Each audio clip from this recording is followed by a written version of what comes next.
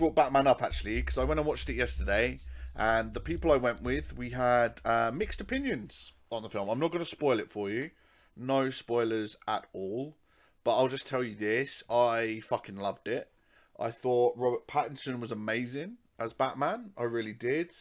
The Riddler. So the Riddler was played by, I think the guy's name is Paul Dano. And I didn't think he was a good casting when I first heard his name. But this kid, really fucking good. Yeah, really good as the Riddler. Unbelievably good. I was blown away. I was absolutely blown away. So Paul Dano, props to him. Really good. Some of the character chemistry on screen wasn't there for me. But yes, he was in Prisoners. Yes, he played a paedophile in Prisoners. Yes. You watch good films. Yeah. So no, Robert Pattinson does a really fucking good job. He's not like the normal jacked sort of Batman that you would expect, like the like Ben Affleck. Ben Affleck's Batman is pretty jacked. So is Christian Bale's. But no, it's a really good film. It's more of a detective Batman than it is anything else. It's not really superhero. It's very grounded. It's him as a human being, and I really like the element that they made it as realistic as possible. They're not flying from, rooftop to rooftop, nothing like that. The Batmobile in it is sick. It's not like a tank like it is in the Ben Affleck one or in the Christian Bale film. It's an actual car that he's done up, so that makes it better. Yeah, it's not a superhero film, really. It's a guy dressed up as a bat trying to fight crime because he's fucking demented. He's got problems. Kid's got problems. It's dark, but it's good all at the same time. And it is a detective story. At the heart of it is a detective story. But yeah, all the characters were good. Most of the castings were pretty much on point. Colin Farrell is amazing in it, even though he's not in it that much. Does it compete with the Joker? The Joker is one of my favourite films from the DC franchise, and probably of all time at the moment. It's probably my number one film. I've watched it so much since it came out, and I absolutely adore it. Joaquin Phoenix is great in it. Does it compare? It's on that level. I don't think it's as good as the Joker. I don't think many films are as good as the Joker. So yeah, but it's up there. This I said to one of my friends I went with yesterday afterwards. I said this film is in a different Batman category. If you try and compare them, you can't really do it because they're so different. It's such a different take. It's such a different take on the Batman. Because this is like, if you want to get really nerdy, I read the graphic novels and the comics. And this is very close to home. I think it's year one. I think it's called year one. Even though this is actually year two, but it's very much early Batman. I think this is the right one. I think it's Frank Miller. It's very close to this. He's just starting out. He hasn't got all the gadgets that you sort of know about.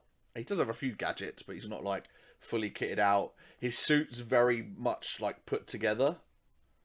That's funny, actually. It's not that, obviously, but it's not the suit that he's got in like the Dark Knight Rises or even the Dark Knight or even Batman Begins. Actually, his suit is very rudimentary, and it's just a good film. It's a really good film, honestly. No. Yeah, exactly. But the Joker was fucking incredible. So yeah, I really liked it. There's an Easter egg towards the end of the film that I wasn't too happy with. I actually got it wrong. I won't say what it is in case you haven't seen the film. I know you haven't seen it, Jade, so when you go and see it, you'll know what I mean. But yeah, there's a little bit at the end of the film. A character's brought in that probably shouldn't be brought in, I don't think, personally. And I'll just leave it at that. But yeah, it was really good. It was really good. Apart from that little bit at the end, yeah, it looks like they might potentially do more.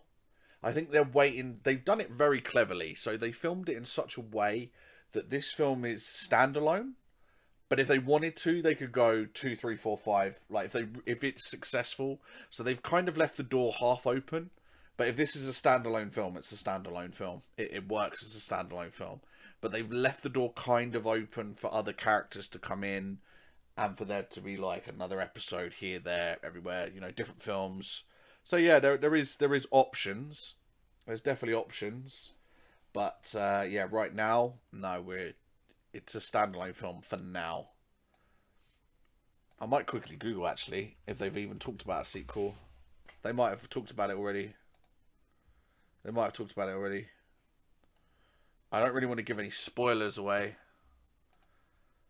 Batman sequel. Already telling other stories in the streaming space. We're doing stuff on HBO Max. Yeah, so the Colin Farrell's Penguin, this isn't a spoiler, but he's getting his own show. And the guy who plays Commissioner Gordon in the new one, he's getting his own show as well. So that's going to be really interesting. The Gordon one, I don't really care about too much. The guy's a good actor, but as a Commissioner Gordon, he's probably not in the top 4 Commissioner Gordons that have been there. He was okay, but he just didn't do anything stand out.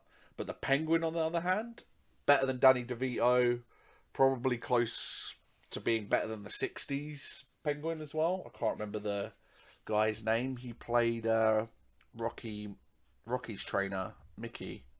Fuck was his name? Penguin. 1966.